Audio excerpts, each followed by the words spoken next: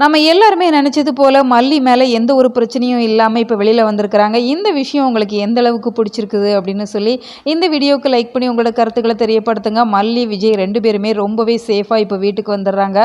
அதெல்லாம் பார்க்குறதுக்கு ரொம்ப ரொம்ப நல்லா தான் இருக்குது. ஆனால் நம்ம எல்லாருக்குமே எழக்கூடிய ஒரு சந்தேகம் என்ன அப்படின்னு சொன்னால், விஜய், மல்லி 2 பேருமே இந்த கேஸில் சம்மந்தப்படலை. ஆனால் அவங்களையே சுற்றி சுற்றி இந்த கேஸை கொண்டு வந்துட்டுருக்குறாங்க. ஆனால் உண்மையான குற்றவாளிகளாக சந்தேகத்தின் பிடியில் இருக்கிற எல்லாருமே வெளியில் சுதந்திரமாக சுற்றிட்டு இருக்கிறாங்க. ராஜி, கதிரேசனாக இருக்கட்டும், ரகு, இவங்க எல்லாருக்குமே எந்த ஒரு சம்மந்தமும் இந்த கேஸுக்கு இல்லை அப்படிங்கிற மாதிரி அவ்வளோ ஃப்ரீயாக இருக்கிறாங்க அப்படின்னு சொன்னால் அதற்கு முக்கிய காரணம் இந்த தீபிகா அப்படின்னு தான் சொல்லணும். ஏன்னா இப்போ ராஜியை ஒருத்தங்க வந்து மிரட்டிட்டு இருக்கிறாங்க. எனக்கு கத்தி வாங்க சொல்லியிருந்திருப்பாங்க.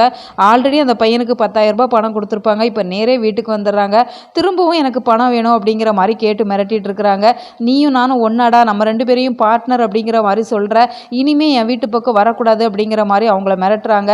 இருந்தாலுமே பணத்தையுமே கொடுத்து அனுப்பிடுறாங்க. இனிமே பணம் கேட்ட அப்படின்னு சொன்னால் உன்னை சும்மா விட மாட்டேன் அப்படிங்கிற மாதிரி தான் சொல்கிறாங்க. இப்போ ராஜியை பொறுத்த வரைக்கும் இந்த பையனை நம்ம சும்மா விட்டோம் அப்படின்னு சொன்னால் அடிக்கடி நம்மளை பணம் கேட்டு மிரட்டவும் செய்வான். அது மட்டும் இல்லாமல் நம்மளை வேற கேஸ்லையும் மாட்டி விட்டுருவோம் அப்படிங்கிறதால ரகு கிட்ட சொல்லி அந்த பையனோட கதையை முடிக்கிறதுக்குமே பிளான் பண்ணுறாங்க. இப்படி எல்லா உண்மையான குற்றவாளிகளும் வெளியில் சுதந்திரமாக சுற்றிட்டு இருக்கிறப்ப விஜய், மல்லி 2 பேரையுமே திரும்ப திரும்ப இந்த தீபிகா டார்ச்சர் பண்ணிட்டு இருக்கிறாங்க அப்படிங்கிறது எந்த விதத்தில் நியாயம் அப்படிங்கிறதே தெரியலை. அப்போ கதிரேசனோட அடியாட்கள் போகிறதுக்குள்ளே சுடர் இறந்துருந்தாங்க அப்படின்னு சொன்னால் அப்போ சுடரோட இறப்புக்கு யார் காரணம்? ராஜி அல்லது ரகுவா இருப்பாங்க அப்படின்னு சொல்லி தான் இப்போதைக்கு எதிர்பார்ப்புகளை ஏற்படுத்தி இருக்கிறாங்க. இதை நீங்கள் எப்படி பார்க்குறீங்க? உங்களோட கருத்துக்கள் என்ன அப்படிங்கிறத மறக்காமல் கமெண்ட்டில் சொல்லுங்கள். மேலும் இது போன்ற ரெகுலரான மல்லி அப்டேட்ஸ்க்கு நம்ம சேனலை மறக்காமல் சப்ஸ்கிரைப் பண்ணுங்கள்.